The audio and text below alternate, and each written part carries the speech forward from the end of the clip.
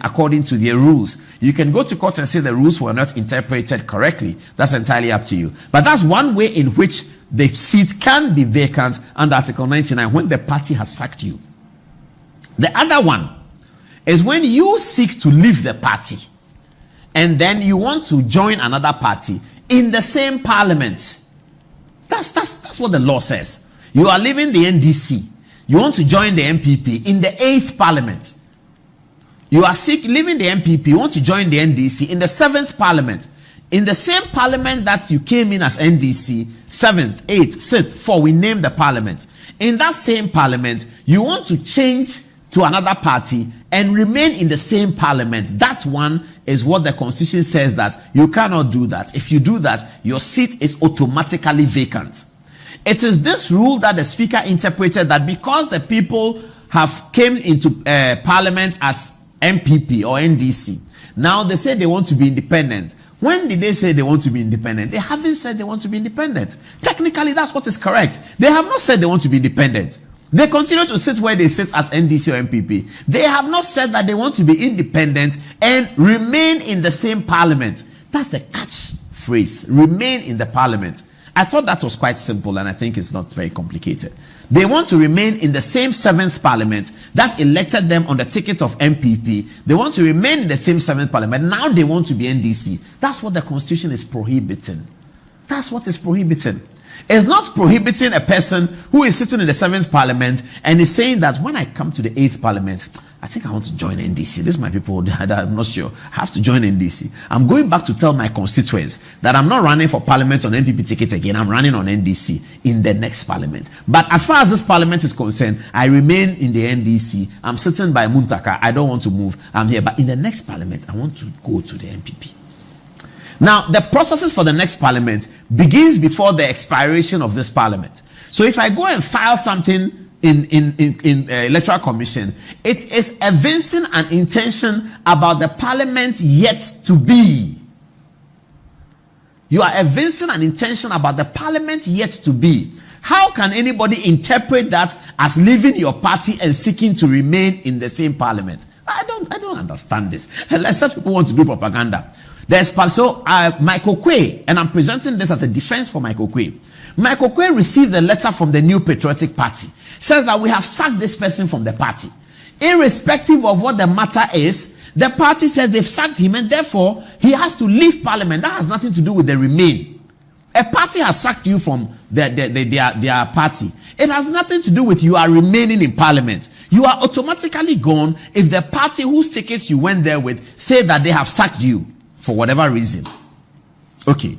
The other thing is that if you want to leave your party and join another party, you cannot do that in the same parliament. Okay, let me just read that. A member of parliament shall vacate his seat in parliament if he leaves the party of which he was member at the time of his election to parliament to join another party or seeks to remain in parliament as an independent candidate. To remain, to join another party or become independent and remain. That's the critical operative word. Remain. So you come into Parliament 7 as blue. You want to change whilst Parliament 7 is still on as red. And the Constitution prohibits that. Okay, let's get into the details. So, timer. This ends 1. Please, very important. It's 5 minutes. It ends it. All right. Article 99. The High Court shall have jurisdiction to hear and determine any question whether a person has been validly elected as a member of parliament or the seat of a member of parliament has become vacant. The High Court shall have jurisdiction. Again, very, very important. It did not say that the High Court shall have exclusive jurisdiction. It did not say. Other parts of the Constitution, and producer, if you can find any article that shows exclusive jurisdiction, let me have it. It says the High Court shall have jurisdiction. It didn't say exclusive jurisdiction, because the Supreme Court is the author of interpretation of the Constitution. Any matter at all can take the form of a constitutional interpretation. The lawyers will tell you that. A matter can start as a land matter. Paul Adom Okyere versus John Dramani Mahama. We are fighting over Abobloshi land. It can become a constitutional matter. If in the fight over Abobloshi land, Paul Adom Okyere raises an issue that John Dramani Mahama, having been Commander-in-Chief of the Ghana Armed Forces before, under the Constitution, is not entitled to file a writ against me in the High Court. I have raised a constitutional matter for the Supreme Court to make the determination. And the Constitution says that the Supreme Court has exclusive jurisdiction in the interpretation of the constitutional provisions in 1992's document. They have the exclusive jurisdiction. So constitutional matters can be raised and find itself raised in any matter. It can come from anywhere. But in constitutional matters, the apex court, the Supreme Court, has exclusive jurisdiction. That's what it is. The High Court here has jurisdiction, but it's not exclusive. So the conversation I was telling you about today, apparently when the judges went into the court, they went into conclave to make a decision, to share their decision. So they were arguing. I won't tell you who, because if I say that, you sort of get it. I mean, I won't even tell you the agenda. If I say it, you get it. So one person who is voting for the dissenting asked the person voting for majority that where are we? Say we're going for the majority. We're interpreting. The speaker can't do that. Then the other one said, I agree with you, but this is a matter for the High Court. And therefore, when Afenyo Makin brought his application, this opinion suggests that when Afenyo Makin brought his application, the Supreme Court should have declined original jurisdiction and revert to the High Court for the jurisdiction. Let the High Court make a decision. If the applicant or the respondent are unhappy with the decision of the High Court, then they will file an application to the Supreme Court, an interlocutory application to the Supreme Court for a determination of the constitutional issues. This was the view, and I believe it may be the view of the two. But we have to wait for tomorrow and see what the views really are. But we're suggesting here. Now it's okay. But this is a matter of critical issues. First of all, the time is important. 3 weeks to election. Second of all, Article 2. Producer, give me Article 2. Article 2 directs the Supreme Court to accept jurisdiction when matters of constitutional interpretation have been raised in a writ. That is the Supreme Court's fundamental obligation. That when matters of constitutional interpretation have been raised in a writ, the Supreme Court ought to accept the jurisdiction. Here it is. Original jurisdiction of the Supreme Court. 1.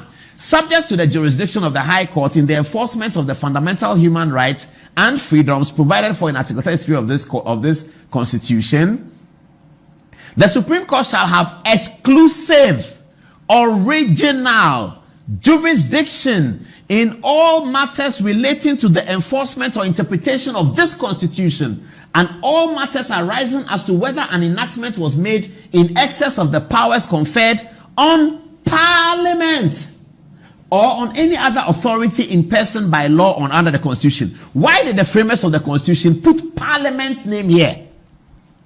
And those who are talking about separation of powers and they say they don't understand it, why did the framers of the Constitution put Parliament here? Let's read it again. Subject to the jurisdiction of the High Court in the enforcement of the fundamental human rights and freedoms as provided in Article 33 of this Constitution, the Supreme Court shall have exclusive, original jurisdiction in all matters relating to the enforcement or interpretation of this Constitution, and in all matters arising as to whether an enactment was made in excess of the powers conferred on Parliament. So the framers of the Constitution had supposed that there would be friction and Parliament would do certain things that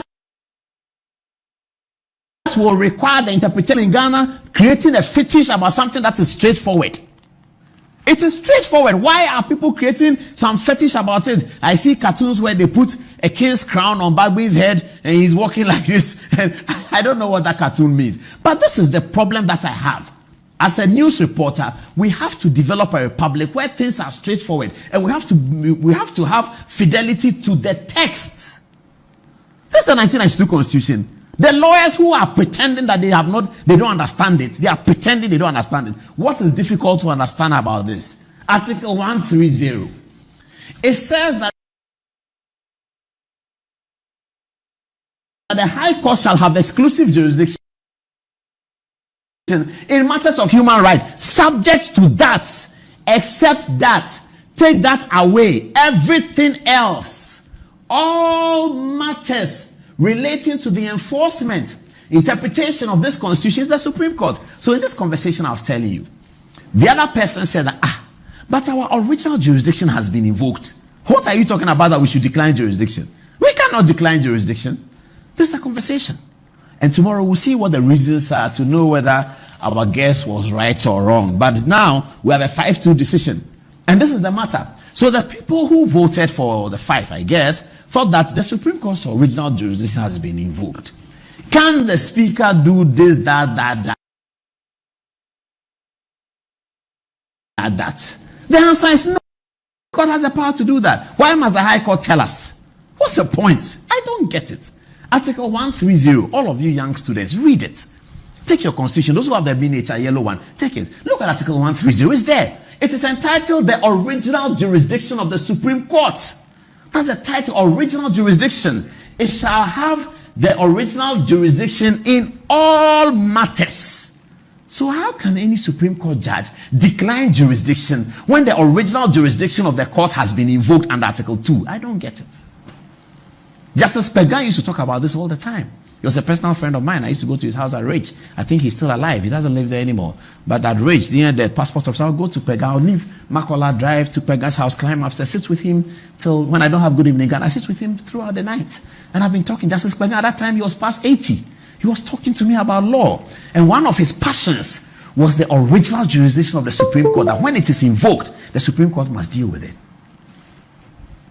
A person who alleges that an enactment or anything done contained or done under the authority of that or any other enactment or any act or omission of any person is inconsistent with or is in contravention of a provision of this constitution may bring an action in the Supreme Court for a declaration to that effect.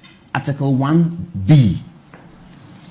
If a person feels that anybody has done anything in contravention of, in excess of his power, etc., etc., that person can bring an action to the Supreme Court for a declaration to that effect. How can the Supreme Court, when this jurisdiction is invoked, then say that I don't have jurisdiction, it should revert to the High Court? The only matter under the Constitution where the Supreme Court will have to revert to the High Court clearly is provided for in Article 131, says subject to the jurisdiction of the High Court in the ensuing of fundamental human rights. Article 33, the Constitution requires me to go to the High Court. There, the High Court has been given a sort of exclusive jurisdiction. Any other matter, it says that all matters relating to the enforcement and interpretation of the Constitution, including the powers conferred on Parliament. Separation of Powers. It was a book written by Montesquieu, 1778. It's called Esprit le Loi. And in Separation of Powers, Montesquieu is not talking about he's not talking about separation of powers so that the powers don't talk to each other. I mean, once you read Separation of Powers, you will come to the conclusion that there's no separation of powers. Political scientists, do you agree with me? Once you read a theory of separation of powers, you will actually come to the conclusion that there's no separation of powers. Because Montesquieu then whines in his theory and comes back to say that he is not suggesting that there should be there's a word he uses, watertight separation. That's the expression Montesquieu uses. That he's not talking about a watertight separation. He is talking about a way in which they can collaborate. And he cites the American Constitution as one of the best ways in which you have separation of powers, checks and balances. He talks about the separation of powers under the American Constitution, implemented in how the parliament votes at a different time from the president. Americans elect their parliament at a different time from the president. So, however, that during the time of the presidential election, 1/3 of Senate is up for election. So Montesquieu then comes back and says that yes, they don't even vote the same time. But you see, when they are voting the president, they vote some of the MPs.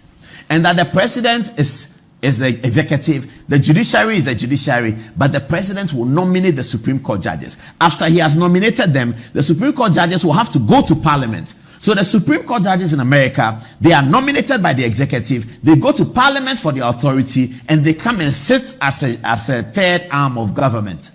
So Montesquieu then comes with all of these analyses that suggest that once he says separation of powers, there's actually no separation.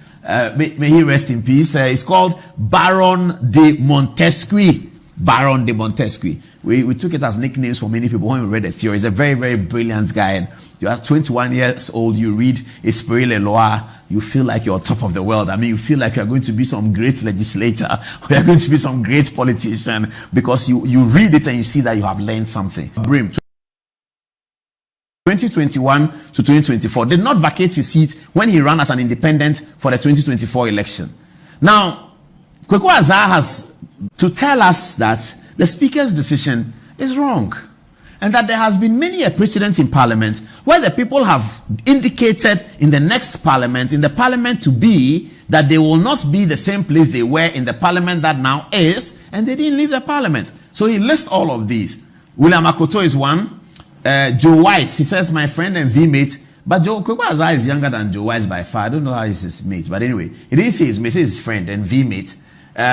Independent in 2008 did not vacate his seat, even though he caucused with the MPP and ran as an MPP candidate in 2012. You remember in 2008, Joe Wise, who is currently the first deputy speaker, and which is a great example. Joe Wise is in the chair as first deputy speaker. Has the Parliament forgotten? Alban Bagbin, the right honorable speaker, was in Parliament when this Joe Wise thing happened. Has he forgotten? Joe Wise in 2008 was unhappy that he did not win the primaries in one of the Ashanti region constituencies. He decided to run as independent. He won. He came to Parliament as an independent candidate, sat with the MPP. Then before the end of the 2008 Parliament, he filed as an MPP member for the 2012 election. Parliament, there was no problem with it. Was in the chamber at the time. I've looked at. Anyway, and then he talks about another one. Who is he talking about? 2008 did not vacate his seat when he ran as an independent for 2012. So Terry Nyanu was in NDC 2008. Before 2008 could end, he filed for the next Parliament, filed as an independent. He didn't leave. Others in this category include one of the first independent MPs of the Fourth Republic, Gladys Nsoa Kintampo, who sought re-election in 1996 on the NDC ticket. Nanaya Ofori Kuragu, the incumbent MP for Bosomwe Freho, who contested and lost in the MPP primary. Sete J. Ban,